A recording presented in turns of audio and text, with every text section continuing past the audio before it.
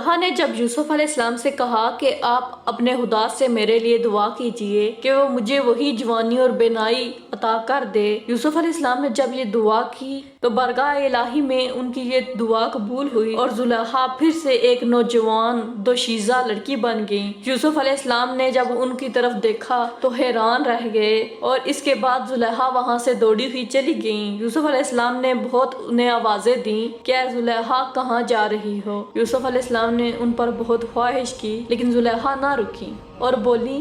کہ میں کیوں تمہارے لیے خستہ حال رہوں، میں اس خدا کے لیے کیوں نہ عبادت گزار بنوں جس نے مجھے یہ صورت اور یہ آنکھیں عطا کی ہیں۔ کہا جاتا ہے کہ یوسف علیہ السلام نے 40 روز اس غم میں گزارے اور یہ 40 روز حضرت زلیخا کے 40 برس سے بھی زیادہ غم انہوں نے ان دنوں کے اندر اٹھایا۔ بادشاہ مصر نے زلیخا کو پیغام بھیجا تھا اور بہت سے لوگ اس کو جا کر واعظ و نصیحت کرتے تھے۔ بعد اس نے چند روز کے نکاح قبول کر لیا۔ جیسا کہ شب زفاف کو سلاطین اور ملوک کا رسم شرعی ہوتا ہے، ویسا ہی زفاف قدخدائی ہوا اور زلیخا کو دوشیزہ یعنی باکرا پایا۔ کچھ عرصہ کے بعد حضرت یوسف علیہ السلام نے حضرت زلیخا سے گزشتہ حال کو معلوم کیا تو وہ بولیں کہ عزیز مصر ضعیف مرد تھا اور میں اس وقت جوان تھی۔ جو کام زن و شوہر کا ہوتا ہے وہ میرے اور عزیز مصر کے بیچ نہ ہوا تھا۔ اور دوسری روایت میں یوں آتا ہے کہ خدا تعالیٰ نے حضرت یوسف علیہ السلام کے لیے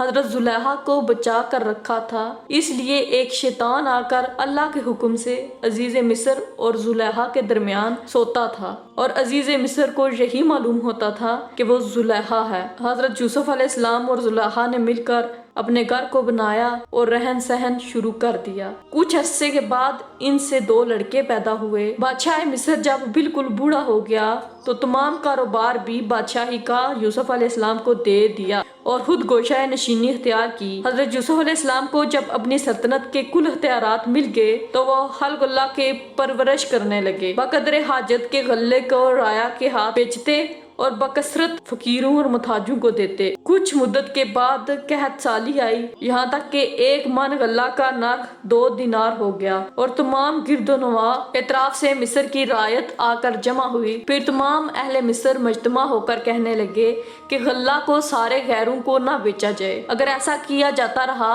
تو وہ وقت بھی قریب آئے گا کہ ہم لوگ بھوکے مریں گے۔ یہ سن کر حضرت یوسف علیہ السلام نے فرمایا کہ تمام مخلوق اللہ کی ہے اور سب کو اس غلے پر حق ہے، اگر ہم نہ دیں گے تو لوگ محتاج رہیں گے، لہٰذا ان کو دینا ہمارا فرض ہے اور غلے سے محروم رکھنا سخت گناہ کا کام ہے۔ اگر ان لوگوں کے ہاتھ نہ بیچوں گا تو یہ لوگ بھوکے مر جائیں گے۔ تب بقدر حاجت کے بیچتے رہے یہاں تک کہ سارے ملک میں کسی کے ہاتھ میں پیسہ درم و دینار باقی نہ رہا اور سب کا سب حضرت یوسف علیہ السلام کے خزانے میں داخل ہو گیا۔ پھر جب دوسرا سال آیا تو تمام مویشی بعوض غلے کے جناب یوسف علیہ السلام کے پاس بک گئے اور تیسرے سال میں تمام لونڈیاں باندیاں بعوض غلے حضرت یوسف علیہ السلام کے پاس بک گئیں اور چوتھے سال میں تمام کپڑے وغیرہ اور جو کچھ تھا یوسف علیہ السلام کے ہاتھ بیچ دیا گیا اور 5ویں سال میں جو کچھ زمینیں تھیں بیچ ڈالی اور 6ٹھے سال میں لوگوں نے اپنے بیٹی بیٹے بعوض غلہ ہبہ کر دیا اور 7ویں سال میں لوگوں نے اپنی ذات کو یوسف علیہ السلام کے پاس اجرت میں دے دیا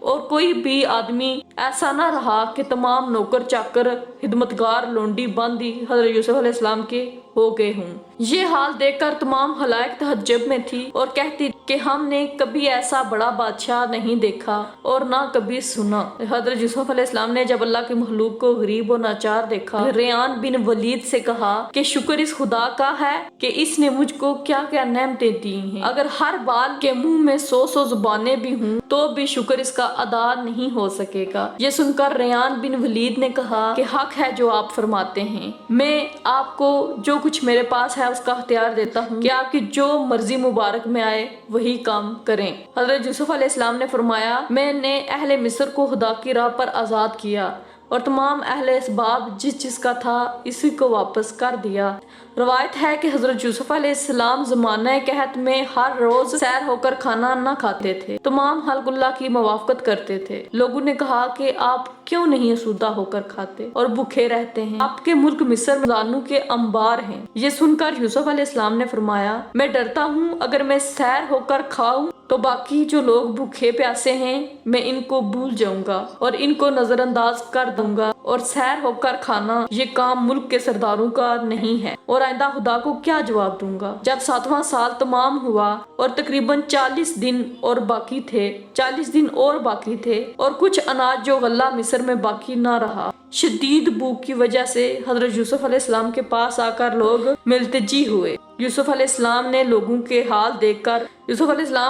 حال دیکھ کر بہت زیادہ پریشان ہوئے اور آدھی رات کو اٹھ کر خدا کی درگاہ میں عذرخواہی کی کہ اے رب، تیرے بندے بھوک کی وجہ سے مرتے جا رہے ہیں، اگر تو رحم نہ کرے گا تو تمام مخلوق ہلاک ہو جائے گی۔ تب خدا کا رحم ہوا اور ایک آواز غائب سے آئی، اے یوسف، تو میرا پیارا ہے، تو کچھ بھی غم مت کر کہ تیری صورت ہی کو لوگوں کی غذا کر دوں گا، یعنی تیری صورت و جمال کو دیکھ کر لوگ آسودہ پیٹ ہو جائیں گے۔ بس اس حکم کو پاتے ہی یوسف علیہ السلام ایک میدان میں جا بیٹھے اور تمام لوگوں کو وہاں بلایا اور اپنا چہرہ مبارک سب کو دکھاتے رہے۔ یوسف علیہ السلام کا چہرہ مبارک کو دیکھتے ہی اللہ تعالیٰ کے فضل و کرم سے لوگوں کی بھوک پیاس جاتی رہی اور پھر ان کو کھانا کھانے کی حاجت نہ رہی۔ 40 دن کا قحط اسی طرح سے گزر گیا اور 8ویں سال میں اللہ تعالیٰ کے فضل و کرم سے کھیتی بہت اچھی ہوئی، اناج بے شمار پیدا ہوا اور تمام مخلوقات خدا نے اس قحط سے نجات پائی۔ ایک روایت میں ہے کہ ایک لڑکا اندھا مادرزاد اس کو حضرت یوسف علیہ السلام کے پاس لایا تاکہ حضرت یوسف علیہ السلام اس کے واسطے خداوند قدوس سے دعا کریں کہ اس کی آنکھیں اچھی ہو جائیں۔